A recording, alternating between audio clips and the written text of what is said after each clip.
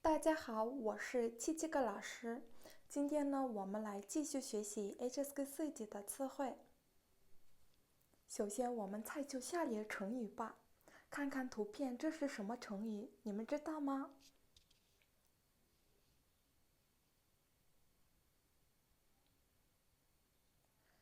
画蛇添足。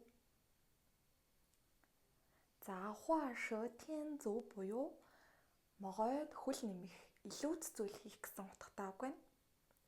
Үйлдвэрт хэрхэн хэрэглэдгийг харцгаая.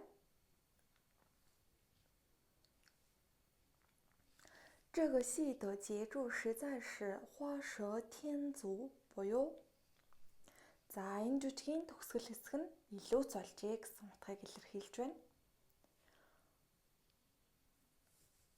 За бүгдээрээ дэвтэр дээрээ тэмдэглээд аваарай.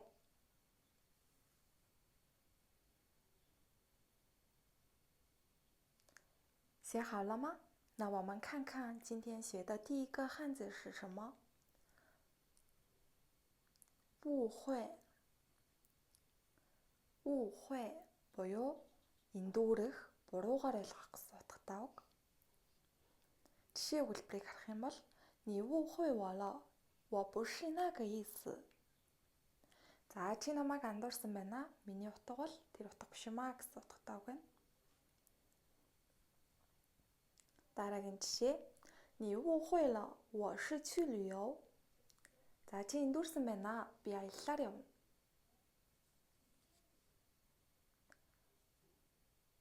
За бүгдээрээ ханзаа өгүүлбэртэй дэвтэрдээ тэмдэглээд аваарай. Дараагийн ханз 详细. 详细буюу нарийн, тодорхой гэсэн утгатай үг байна. Эхний өгүүлбэр 这份说明写得很详细，你一看就能明白. За орчуулах юм бол энэ тайлбар нь үнэхээр тодорхой бичсэн байна. Чи хараад л ойлгоно гэсэн утгатай үг байна. Дараагийн жишээ 我们回去就开会讨论，星期五之前把详细的计划书给你. За бид нар буцаад хуралдаад үзье. 5 дахь өдрөөс өмнө тодорхой төлөвлөгөөгөө танд өгье гэсэн утгатай үг байна.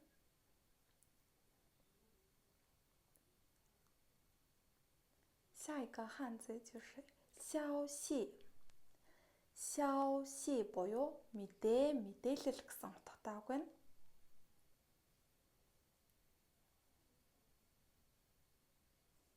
最近没有他的消息буюу ойрд түнээс мэдээлэл алгаа гэсэн утгатай үг байна.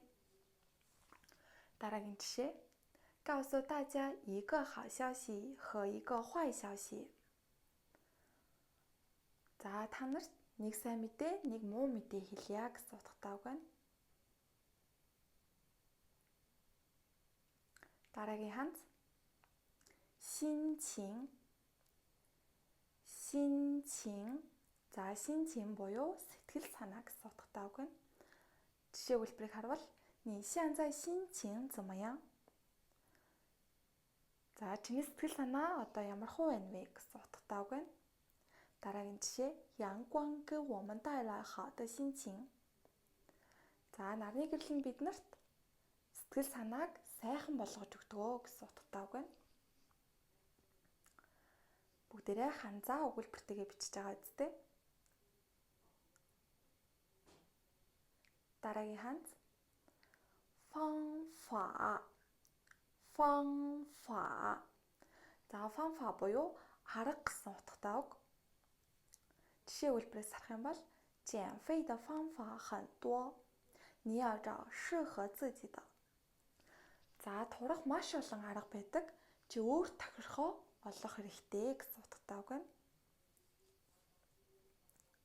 Дараагийн жишээ 如果方法对了，就会取得很好的效果. Хэрвээ чиний арга чинь зөв байх юм бол үр дүн нь маш сайн байна гэсэн утгатай үг байна.